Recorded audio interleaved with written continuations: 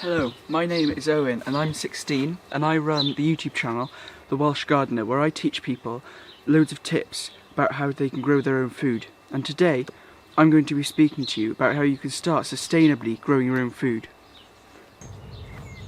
And since the lockdown started in the UK, growing your own food has really gained in publicity. And that's why I want to show you how you can start growing your own food, and more importantly, sustainably. And firstly, I'd like to talk about the reasons why you'd want to grow your own food or start out growing your own food in the first place. And the first reason is because you can know what goes into your food and where it comes from.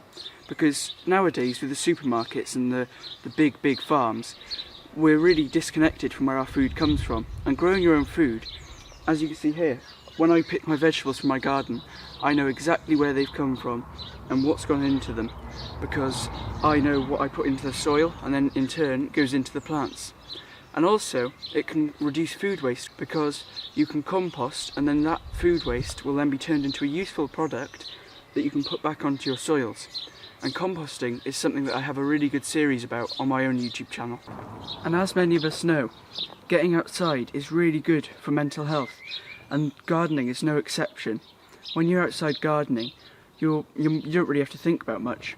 So all of your worries can float away whilst you're gardening, and all you think about is caring for your plants and looking after your garden, which will in turn give you food in the future.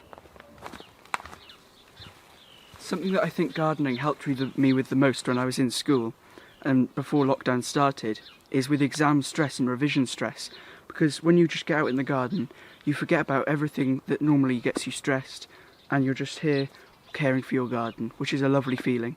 And now I'm going to be speaking about the 6 steps about how you can start growing your own food. And your first thing that you should be doing before you start growing your own food is determining how much space you've got and what space in your garden or in your windowsill in your house you're willing to use for growing your own food.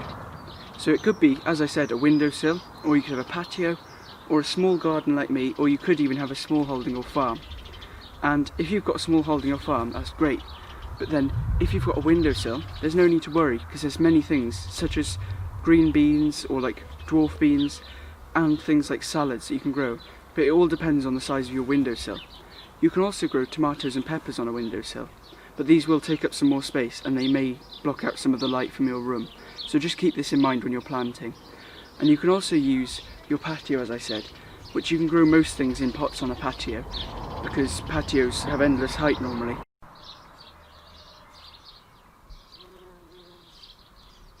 Step 2 is to plan your garden. And when planning, you should bear in mind that there's different amounts of light in different parts of your garden and different types of soil and different drainage and things like that. And the reason you need to bear in mind with light is some plants need more light to photosynthesize best than others. And photosynthesis is simply plants making energy from sunlight. And the equation for this is just the opposite of respiration turned around.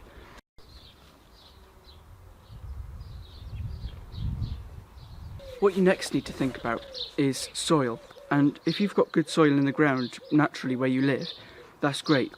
But I recommend giving a good mulch of compost on your soil to make sure that it's fed and ready for the plants to grow in it. And if you're growing in pots, I recommend that you use a good peat-free organic compost that you can get from most good garden centres, because peat bogs are one of the biggest carbon stores in the world, and a lot of them are found in the UK. And when you take this and put it into compost bags and use it in gardens, this is releasing that carbon, which is why we need to try and go for peat-free options where we can, which is also often made out of things like food waste.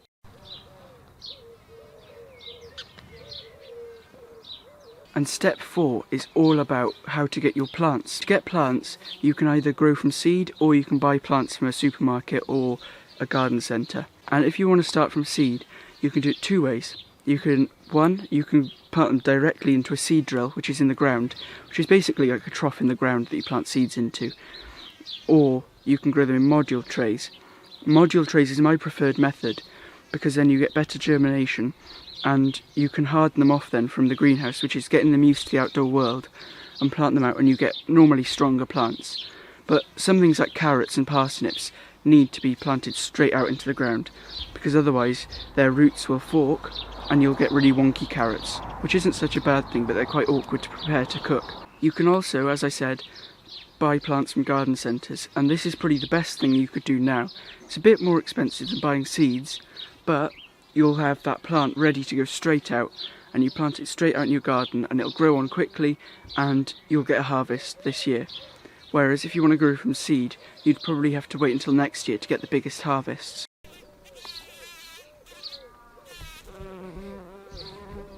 And step 5 is to watch your plants grow into the big mature plants that they can be. And this is also to look when you need to look after them the most. So the main things you have to do is water and feed them. And feeding and watering, I compare it, so liquid feeds, if you buy like tomato feeds from the supermarket or garden centre, tomato feeds are more like if you eat a banana. It's a quick release thing, so you get quick release energy into your plants.